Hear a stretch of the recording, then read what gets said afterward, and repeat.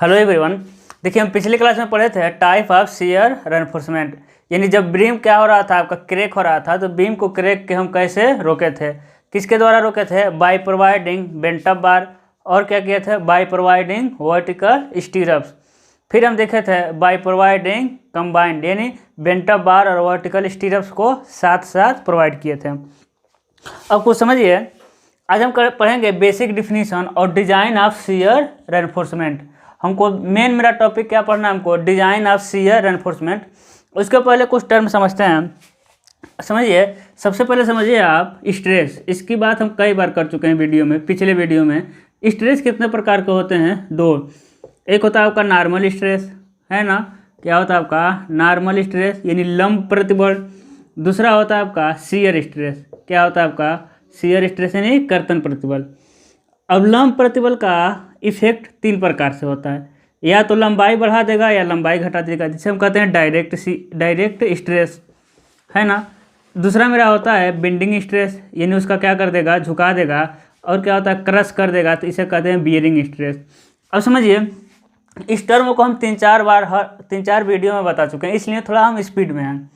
देखिए, normal stress क्या होता है, जब कोई प्रतिबल किसी सतह के लंबवत कार्य करता है तो वहाँ कौन सा प्रतिबल उत्पन्न होगा, नॉर्मल स्ट्रेस। जब कोई, देखिए ये क्या हो गया, फोर्स हो गया, इस सरफेस के कैसा लग गया, लंबवत लग गया, तो इसे हम कहेंगे नॉर्मल स्ट्रेस। दूसरा होता है मेरा शियर स्ट्रेस, यानी जब कोई बल किसी सतह के पैरेलल लगता है तो कौन सा प्रतिबल उत्पन्न करता है, शियर स्ट्रेस। अब समझिएगा, सबसे पहले हम क्या देखे थे इस लेक्चर यानी unit second shear and bond stress के सबसे शुरू में क्या देखे थे, बीम बनाए थे।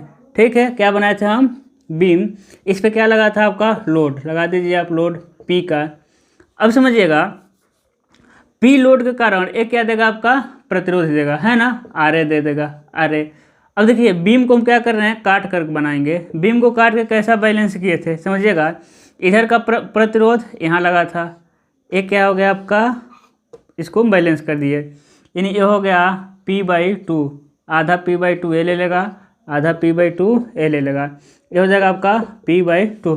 कितना भी हो, अब समझिएगा मेरा अब देखिए, इस वाले सतह का यानी ए बी सतह के P/2 कैसा है, पैरेलल है। तो ए बी सतह पे P/2 क्या काम करेगा, आपका कर्तन प्रतिबल, क्योंकि शियर स्ट्रेस क्या होता है आपका, पैरेलल होता है। सरफेस के कैसे वर्क करता है, पैरेलल कार्य करता है।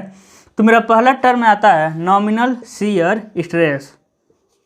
नॉमिनल शियर स्ट्रेस यानी नॉर्मल कर्तन प्रतिबल। नॉर्मल कर्तन प्रतिबल। अच्छा, नॉर्मल कर्तन प्रतिबल इसे हम किसे डिनोट करते हैं, टाउ भी से। किससे हम डिनोट करेंगे, देखिए कर्तन को हम किससे दिखाते हैं, कर्तन प्रतिबल को टाउ से, और नॉर्मल स्ट्रेस को हम किससे दिखाते हैं, सिग्मा से। तो टाउ भी क्या हो गया आपका, नॉर्मल कर्तन प्रतिबल। टाउ भी इक्वल टू क्या होगा, प्रतिबल बराबर कर्तन बल, क्या होता है आपका, कर्तन बल अपान कर्तन क्षेत्रफल, जिस क्षेत्रफल के वो समांतर लगा होगा। तो टाउ भी इक्वल टू हो जाएगा आपका, देखिए यही तो आएगा ना कर्तन बल, इसे हम कहते हैं VU अपान कर्तन क्षेत्रफल क्या होगा आपका, B/D। अब देखिए ये कहाँ से आया, अब समझिएगा, VU अपान BD कहाँ से आया। यदि हम इसका 3D बनाए तो 3D कैसा बनेगा, देखिए ये हो गया आपका बीम का क्रॉस सेक्शन, इधर चले गए, ठीक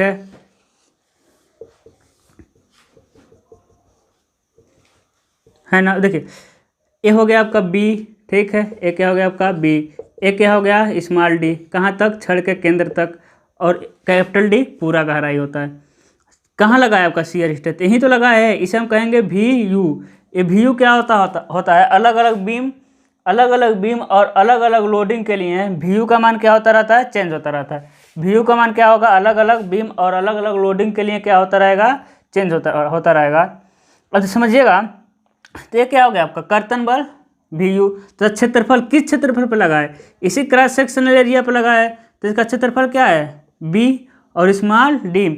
क्योंकि हम जानते हैं कि क्या होता है, बीम में जो इफेक्टिव कवर होता है वो कोई स्ट्रेंथ नहीं लेता है, इसलिए किसका यूज़ किए हम, स्मॉल डी का। ठीक है,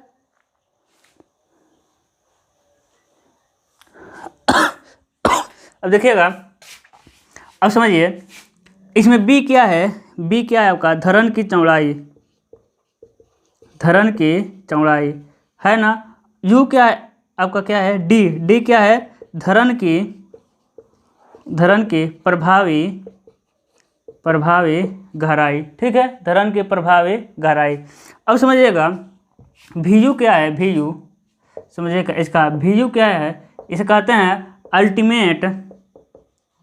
अल्टीमेट शियर फोर्स। VU क्या है आपका, अल्टीमेट शियर फोर्स, या फिर इसे और एक नाम देते हैं, इसे देते हैं फैक्टर्ड शियर फोर्स, है ना। क्या कहते हैं, देखिए अल्टीमेट यानी चरम कर्तन बल या फिर डिजाइन कर्तन बल, ये क्या हो जाएगा आपका VU का मान। बी धरन की चौड़ाई, डी क्या हो जाएगा आपका प्रभावी गहराई। देखिए कर्तन बल को समझते हैं, किसको समझेंगे हम, कर्तन बल को। अगर क्या हो गया आपका सिंपली सपोर्टेड बीम है, सिंपली सपोर्टेड बीम पे क्या लग गया आपका पॉइंट लोड, तो VU क्या होगा आपका कर्तन बल। सिर्फ हम किसकी बात कर रहे हैं, शियर फोर्स की, किसकी बात, कर्तन बल। क्या होता है आपका, मान लेते हैं W लगाए तो जाएगा आपका W/2। ठीक है, नोट कर लीजिएगा, सिंपली सपोर्टेड बीम पे पॉइंट लोड लगा हो तो कर्तन बल क्या होता है, W/2।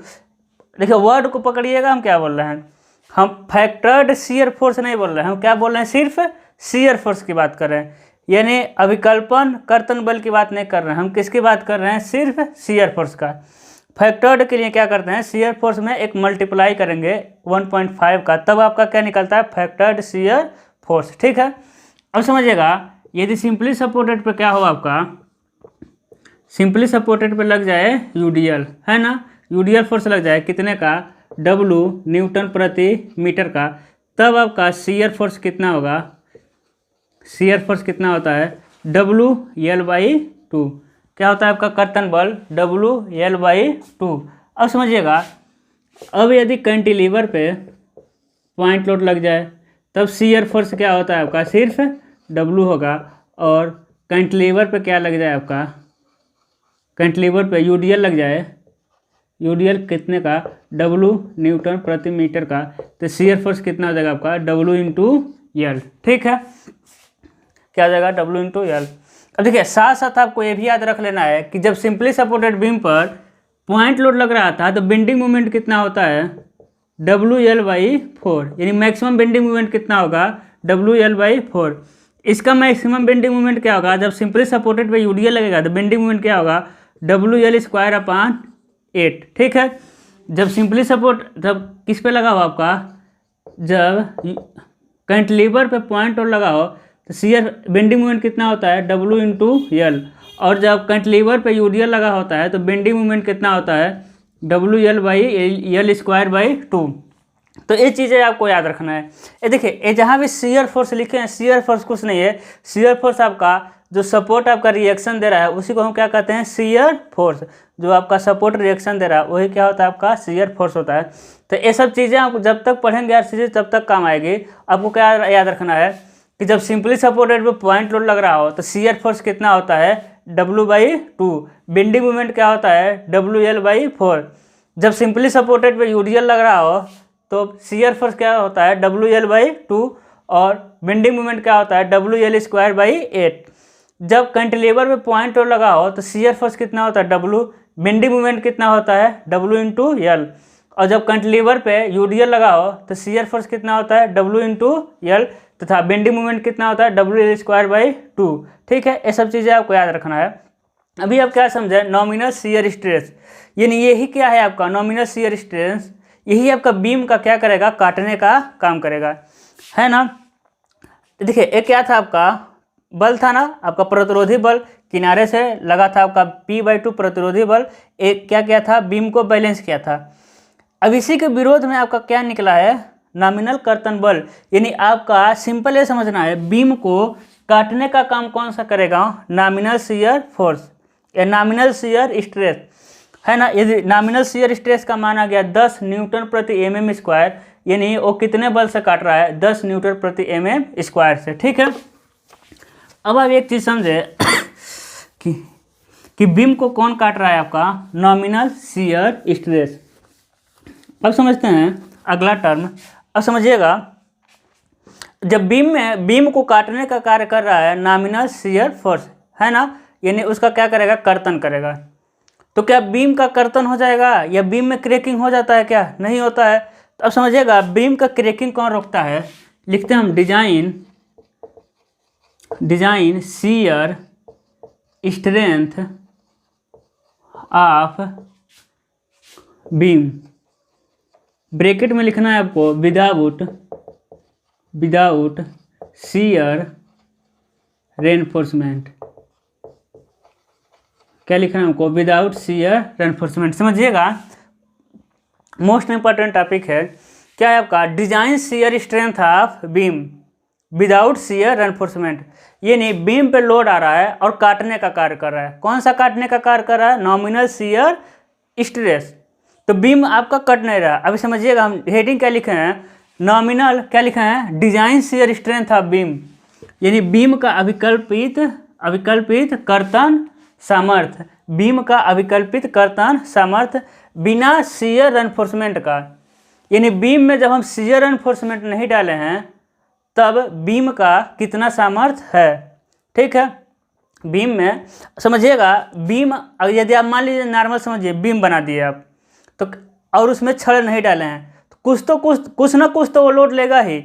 एक नॉर्मल आप क्या बना दिए, बीम बना दिए जिसमें न ही बेंटा बार डाले हैं। समझिए एक बीम बना दे रहे हैं हम, समझिए एक क्या बना दे रहे हैं, नॉर्मली बीम बना दे रहे हैं। ठीक है, जिस पे हम क्या डाले हैं, सिर्फ मेन बार डाले हैं, है ना, क्या डाल दिए, सिर्फ हम मेन बार डाले हैं, मेन बार डाल दिए। इसमें बेंटा बार भी नहीं डाले हैं और वर्टिकल स्टीरअप से भी नहीं डाले हैं, यानी इसके अंदर शियर रेनफोर्समेंट नहीं है। क्योंकि शियर रेनफोर्समेंट आपका क्या होता है, बेंटा बार होता है और वर्टिकल स्टीरअप्स होता है। तो इसीलिए क्या लिखे हैं, without shear reinforcement.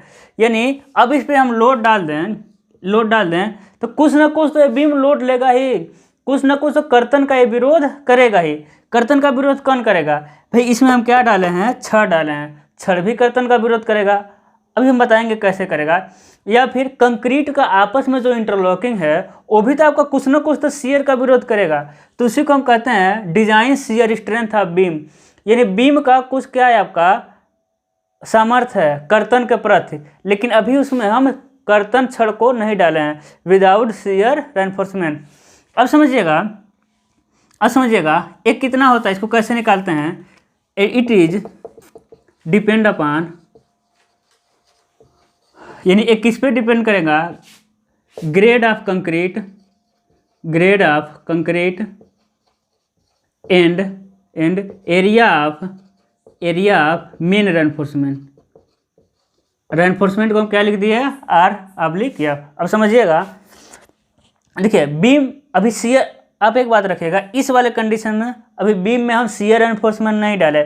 Shear reinforcement मतलब ना आपका बेंटा बार डाले हैं, ना ही आपका वर्टिकल स्टीरअप डाले हैं। तो आपका क्या हो गया, ये सिंपली बीम हो गया। इसके अंदर सिर्फ क्या डाले हैं, हम मेन बार डाले हैं। क्या डाले हैं, एक क्या हो गया आपका, सिर्फ मेन बार। तो ये लोड डालेंगे तो कुछ ना कुछ तो ये लोड लेगा। ये लोड यानी शियर को कौन लेगा, कुछ ना कुछ तो शियर को मेरा बीम लेगा ही। कौन मिल के लेंगे, ग्रेड ऑफ कंक्रीट, यानी जितने अधिक ग्रेड का कंक्रीट बनाए रहेंगे उतना अधिक शियर को ले सकता है। और क्या लेगा, मेन रेनफोर्समेंट लेगा। और शियर को कौन लेगा, आपका कुछ मेन रेनफोर्समेंट लेगा। अब मेन रेनफोर्समेंट कैसे लेगा, समझिएगा क्या होता है कि जितना बीम का ना अनक्रेक्ड पोर्शन होता है, ये देखिए ये बीम हो गया, बीम का क्या होगा, अनक्रेक्ड पोर्शन। अनक्रेक्ड मतलब न्यूट्रल एक्सिस के ऊपर जितना ही मेरा पोर्शन होता है ना, वो मेरा क्या होता है, शियर को लेता है। तो न्यूट्रल एक्सिस के ऊपर पोर्शन क्या होता है, मेरा शियर लेता है। जैसे ही आपका AST का मान बढ़ेगा वैसे ही क्या होगा, न्यूट्रल एक्सिस का मान नीचे आता है। AST का मान बढ़ा, न्यूट्रल एक्सिस कहाँ गया, यहाँ। अब अनक्रेक्ड पोर्शन कहाँ मिलेगा आपको, यहाँ से इतना दूर मिल गया। इसलिए क्या होता है, एक किस पे डिपेंड करता है, कंक्रीट के ग्रेड पे। जितना अधिक ग्रेड रहेगा कंक्रीट का उतना अधिक सीयर ले लेगा, और जितना अधिक मेन रेनफोर्समेंट लेगा उतना ये सीयर को ले सकता है। अब समझिएगा उसको कैसे निकालते हैं। इसको निकालते हैं परसेंटेज ऑफ स्टील, है ना। परसेंटेज ऑफ स्टील का फार्मूला पढ़े होंगे। इस्पात का प्रतिशत क्या होता है, 100 यानी पी से दिखाते हैं, क्या दिखाते हैं, 100 AST अपान BD, है ना। 100 AST अपान BD। AST क्या होता है आपका π/4 और फाई का स्क्वायर इंटू क्या होता है n। फाई क्या है, dia of main reinforcement, n क्या हो जाएगा आपका नंबर ऑफ मेन रेनफोर्समेंट। अब समझिएगा क्या करेंगे, निकालेंगे परसेंटेज ऑफ स्टील यानी इस्पात का प्रतिशत निकालेंगे। देखिए मेन रेनफोर्स पे डिपेंड कर दिया। उसके बाद लिखेगा पी के अनुसार, पी क्या है आपका परसेंटेज ऑफ स्टील, पी के अनुसार सारणी से टाउ सी का मान ज्ञात कर लेंगे। उसके टाउ सी क्या है आपका design shear strength of beam, इसे हम क्या कहते हैं, यही होता है मेरा टाउ सी, है ना। Design shear strength of beam. अब देखिए शियर मतलब टाउ आ गया, और बीम की बात कर रहा है। अभी हम शियर एनफोर्समेंट नहीं डाले हैं, तो सिर्फ कंक्रीट की बात कर रहा है, इसीलिए इसको किससे दिखाते हैं, टाउ सी से। अब दिखा दे रहे हैं आपको सारणी, समझिएगा। देखिए सारणी आपको दिख रहा होगा, देखिए यहाँ क्या दिख रहा है आपका, देखिए design shear strength of concrete, है ना। उसके बाद दिख रहा है आपका टाउ सी, देखिए पी निकाला है इस्पात का प्रतिशत 100 AST अपान BD, है ना। इस्पात का प्रतिशत देखिए निकाला है, उसके अनुसार कंक्रीट का ग्रेड, इस्पात का प्रतिशत निकालेंगे, और कंक्रीट का ग्रेड में हम देख लेंगे, क्वेश्चन में मेरा देगा कि आपका कंक्रीट किस ग्रेड का है, उस ग्रेड में हम क्या कर लेंगे, चले जाएंगे, है ना। देखिए 2 कॉलम दिया है, इस्पात का प्रतिशत दिया है और कंक्रीट का ग्रेड। प्रतिशत देखेंगे और कंक्रीट का ग्रेड में हम मिला लेंगे, मेरा टाउ सी का मान कितना आ रहा है, ठीक है। अब समझिएगा एक होता है अगला आपका maximum shear strength of reinforced concrete beam, इसे हम कहते हैं टाउ सी मैक्स। क्या कहते हैं, टाउ सी मैक्स, यानी प्रबलित कंक्रीट धरण का अधिकतम सामर्थ्य। क्या होता है आपका प्रबलित कंक्रीट धरण का अधिकतम सामर्थ्य। एक किस पे डिपेंड करता है, इट इज डिपेंड अपॉन, एक किस पे डिपेंड करता है, ग्रेड ऑफ कंक्रीट, है ना। एक किस पे डिपेंड करता है, ग्रेड ऑफ कंक्रीट पे। यानी ग्रेड कंक्रीट का बढ़ाएंगे तो टाउ सी मैक्स का मान बढ़ता जाएगा। अब समझिए टाउ सी मैक्स किससे निकालते हैं, टाउ सी मैक्स सारणी से ज्ञात करते हैं। अब देखिए सारणी नंबर टाउ सी मैक्स के लिए हम दिखा दे रहे हैं आपको, नोट कर लीजिएगा। देखिए 115 नंबर पे है आपका पेज, कितने पे है, 115 नंबर का सारणी 4.3, है ना। पेज 115 पे सारणी कितना है आपका 4.3। देखिए क्या है आपका, देखिए shear strength of concrete beam, है ना। कंक्रीट का ग्रेड टाउ सी मैक्स दिख रहा है, टाउ सी मैक्स देखिए टाउ सी मैक्स, उसके आगे कंक्रीट का ग्रेड दिया है और उसके नीचे टाउ सी मैक्स का मान दे दिया है, ठीक है। अब नोट कर दे रहे हैं, ज़्यादा नहीं है, हम नोट ही कर दे रहे हैं इसको। देखिएगा किसके लिए हो जाएगा आपका ग्रेड ऑफ, क्या हो जाएगा आपका, नहीं दिख रहा है यहाँ पे, ठीक है। आप लोग नोट कर लीजिएगा इसको, ठीक है ना, साड़ी ही है। अब समझिएगा, कुछ समझिए। अब इसमें क्या हम पढ़े, आज 3 टॉपिक पढ़े हैं। अभी हम कितने टॉपिक पढ़े हैं, 3 टॉपिक। नॉमिनल शियर स्ट्रेस, उसके बाद पढ़े हैं design shear strength of beam without shear reinforcement. अभी हम क्या पढ़े हैं, maximum shear strength of reinforced beam. अब समझिएगा इसमें एक और टर्म जोड़िएगा, maximum shear strength of reinforced beam. इसी में लिखना है आपको विद शियर, क्या हो जाएगा आपका, विद शियर, नहीं दिख रहा, लिखेगा इसी में लिख देना आपको, क्या लिखना है, विद शियर रेनफोर्समेंट। जैसे कि इसके आगे क्या लिखे थे, विदाउट शियर रेनफोर्समेंट, तो ये क्या हो जाएगा आपका, विथ शियर रेनफोर्समेंट। अब समझिए, हम लिख दे रहे हैं आपको, आगे लिख देना है, इसमें लिखना है आपको विद शियर रेनफोर्समेंट। अब समझिए, जो आपका नॉमिनल शियर स्ट्रेस था, जो आपका नॉमिनल शियर स्ट्रेस था, वो क्या कर रहा था, बीम को क्या कर रहा था, आपका बीम को काटने का काम कर रहा था, है ना। नॉमिनल शियर स्ट्रेस बीम को काट रहा था, जबकि कटने से बचा कौन रहा है, कौन बचा रहा है आपका, टाउ सी, यानी design shear strength of concrete. अभी उसमें हम छड़ को नहीं डाले हैं, उसमें हम छड़ को नहीं डाले हैं। अब समझिएगा, यदि मेरा एक कंडीशन हो जाए, समझिए कुछ, समझिए आगे का चीज़ है, टाउ भी का मान क्या हो जाए, टाउ सी से कम हो जाए। अब समझिएगा, टाउ भी का मान, यानी जो काटने वाला बल का मान है, जो बचाने वाला बल है, उसी से क्या हो जाए, कम हो जाए। तो क्या उसमें हम शियर रेनफोर्समेंट डालेंगे, नहीं डालेंगे, क्योंकि जो कंक्रीट का सामर्थ्य है वो काटने वाले सामर्थ्य से क्या हो गया, अधिक हो गया। टाउ सी क्या है, डिजाइन शियर स्ट्रेंथ था बीम विदाउट शियर रेनफोर्समेंट। अभी हम उसमें कर्तन प्रबलन नहीं डाले हैं, यानी उसमें हम न बेंटअप बार डाले हैं, न ही हम क्या डाले हैं, वर्टिकल स्टिरअप डाले हैं। यानी टाउ भी काटने वाला बल का मान सिर्फ कंक्रीट के सामर्थ्य से कम है, तो उसमें हम शियर रेनफोर्समेंट को नहीं डालते हैं। अब समझिएगा, यदि काटने वाले बल का मान क्या हो जाए आपका, कंक्रीट से के सामर्थ्य से अधिक हो जाए, यदि काटने वाले बल का मान कंक्रीट के सामर्थ्य से क्या हो जाए, अधिक हो जाए, तब हमको क्या डालना पड़ेगा, शियर रेनफोर्समेंट डालना पड़ेगा। समझ रहे हैं, तब हमको क्या डालना पड़ेगा, शियर रेनफोर्समेंट। अब शियर रेनफोर्समेंट कितने के लिए डालना पड़ेगा, है ना, तो वो हम डिजाइन आप जब पढ़ेंगे, डिजाइन ऑफ शियर रेनफोर्समेंट, तो उसमें बताएंगे डिटेल से। इतना आपको समझना है पहले, टाउ भी काटने वाला बल, टाउ सी बचाने वाला, लेकिन अभी उसमें शियर रेनफोर्समेंट को हम नहीं डाले हैं, अभी कर्तन प्रबलन को नहीं डाले हैं, सिर्फ एक कंक्रीट का, एक क्या है, कंक्रीट का सामर्थ्य है, उसमें हम शियर रेनफोर्समेंट को नहीं डाले हैं, सिर्फ उस बीम के अंदर मेरा क्या है, आपका मेन रेनफोर्समेंट डाला गया है। वो मेन रेनफोर्समेंट पे डिपेंड करता है और कंक्रीट के ग्रेड पे। और काटने वाले का मान इससे अधिक हो जाए, तब इसको क्या डालेंगे, इसमें हम शियर रेनफोर्समेंट डालेंगे, यानी हमको फिर क्या मिलेगा, टाउ सी मैक्स। ये टर्म बहुत केयरफुली समझना है, ठीक है।